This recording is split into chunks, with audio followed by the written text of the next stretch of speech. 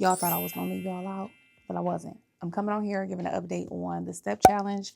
If you are new here, if you have not followed up with the step challenge that I did for the month of February, me and my coworkers all pretty much saw who can do the most amount of steps. Some updates. I have my phone, so I'll be referencing looking at my phone. So the first thing I put is that I decreased my steps. So around the last video came out around week 2 of this challenge. Around week 3, after I said that I was tired of walking all of those steps, I decreased my steps.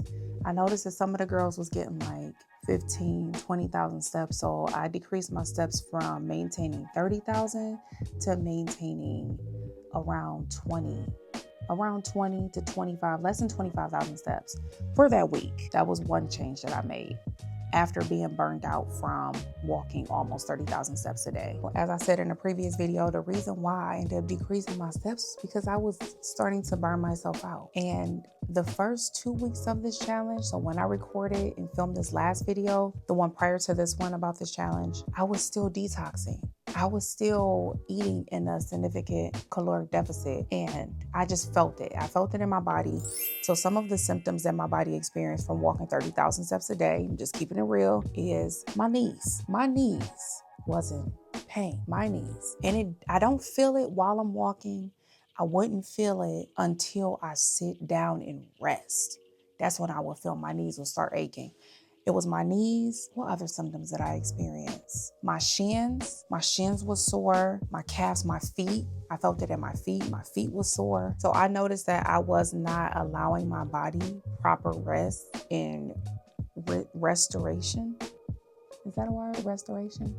I wasn't allowing my body to rest. That was the thing that I started to double down on during week 3 of after I filmed that last video, was I wanted to decrease my steps to where I'm still maintaining first place. But at the same time, I wanted to get a little bit more into making sure I'm stretching, because I wasn't stretching at first consistently.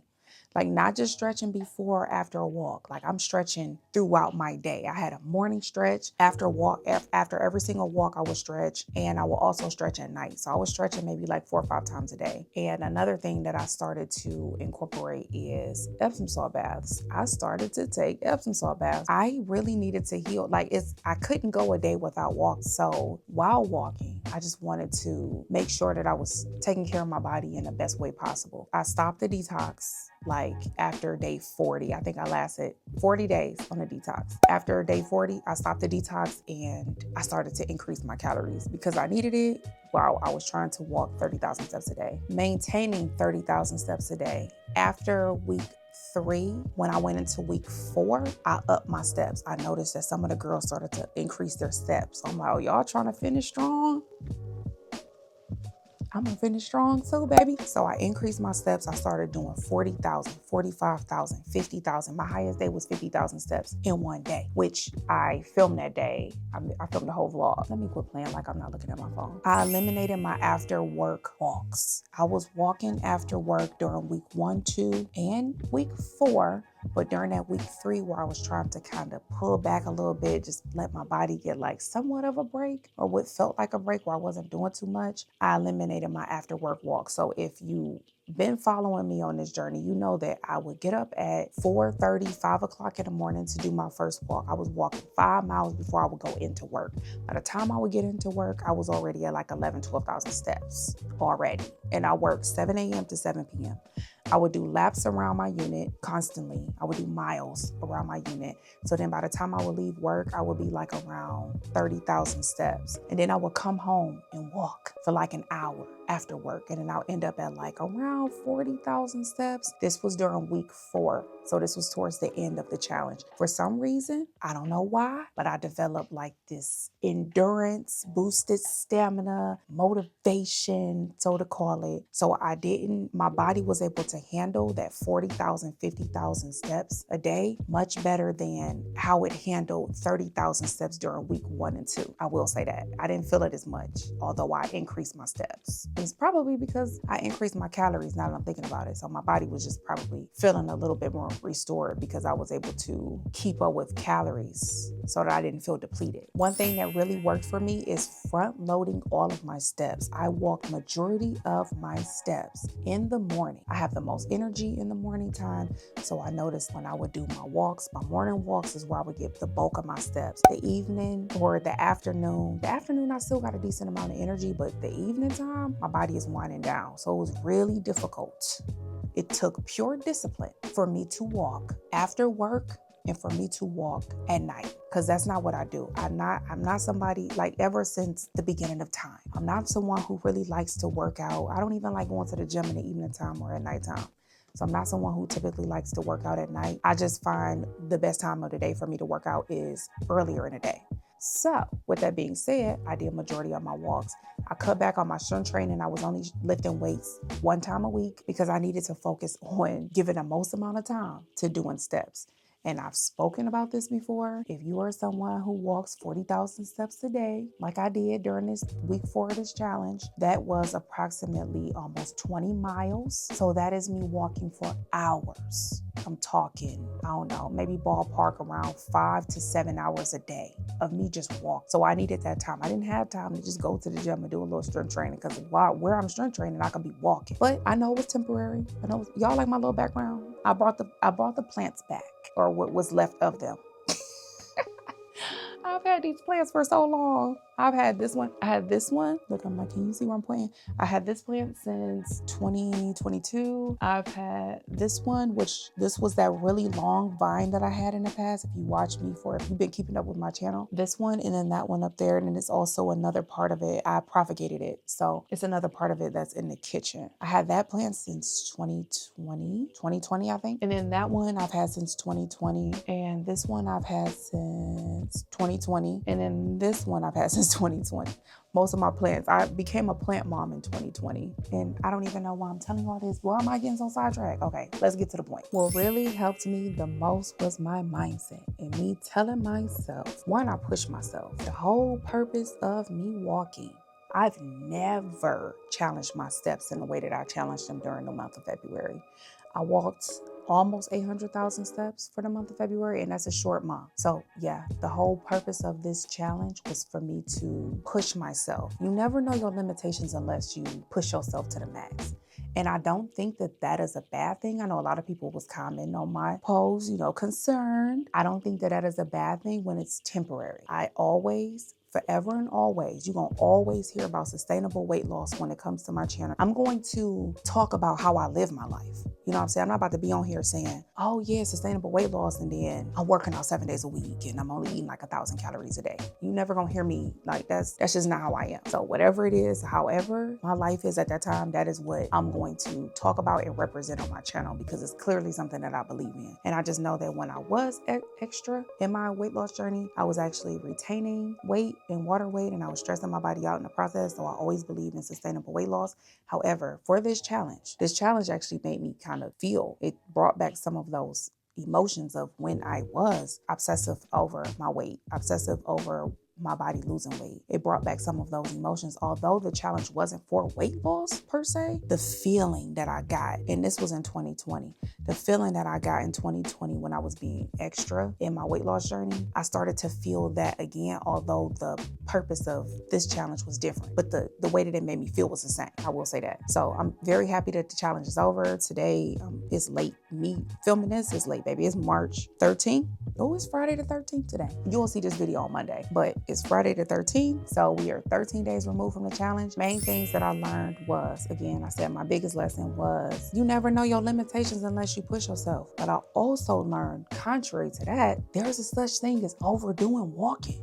There's a such thing as getting too many steps. I guess I never looked at it that way because I never challenged myself in this way, but there's definitely a such thing as overdoing it. Even when you're doing something that is low impact, there's a such thing as overdoing it. And my body told me that, and my body felt it. So week 3, gave myself the break. Week 4 went ham, okay? Week 3 was like, okay, I'm cool doing like 20,000 steps. Week 4 was not, we pushing it to 40, 50,000 because they think we playing.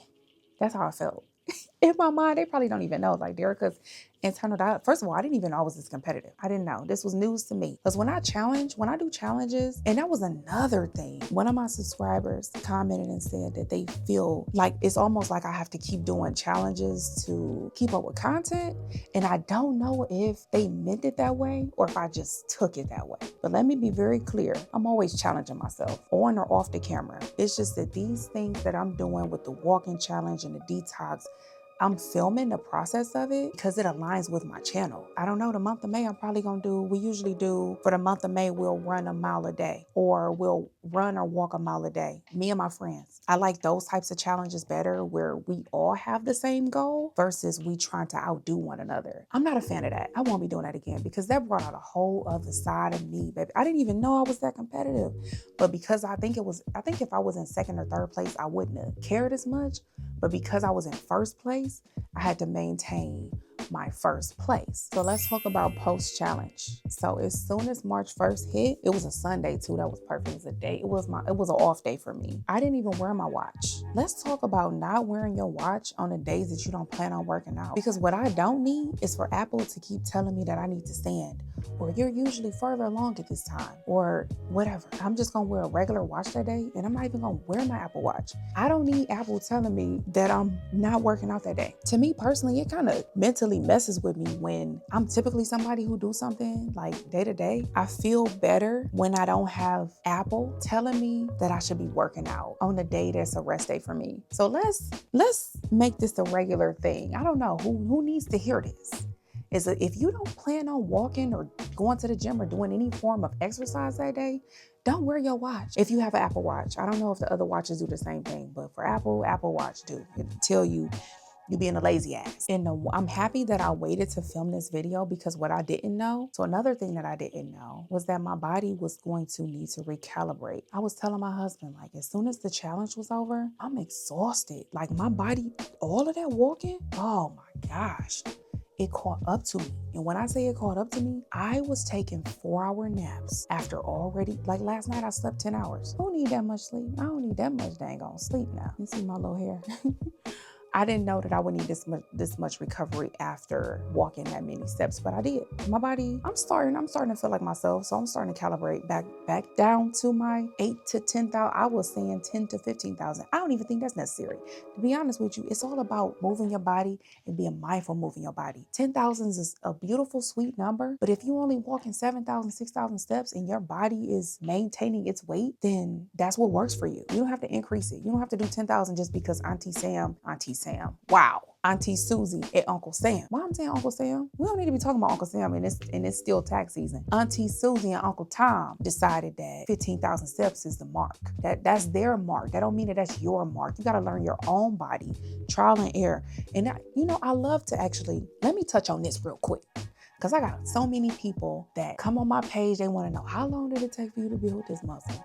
How long did it take for you to lose this weight? And I feel like you asking me that because you're trying to gauge how long it's going to take you. Everybody's body is different. I'm not somebody who came from square one when it comes to weight loss. I was already into health and wellness and working out. Things changed significantly after after having my son, so postpartum. However, my body was like not a body that wasn't working out. So it took me a year, which majority of the weight I lost in the first 3 to 4 months when I kept consistent. Consistency is what's the most important. And I know I talk about that a lot, but don't compare your weight loss journey and your body to somebody else's body. You don't know where that person started. You don't know what they're doing behind. A lot of people be saying that they naturally lost weight and they be on GLP-1. Nothing against it, but you using something. A lot of people losing weight, but they take them vitamins or like those appetite suppressants. You just don't know. You can't really compare your journey to someone else's journey. What they're eating, what their calories are, genetics, etc., etc., etc., etc., etc.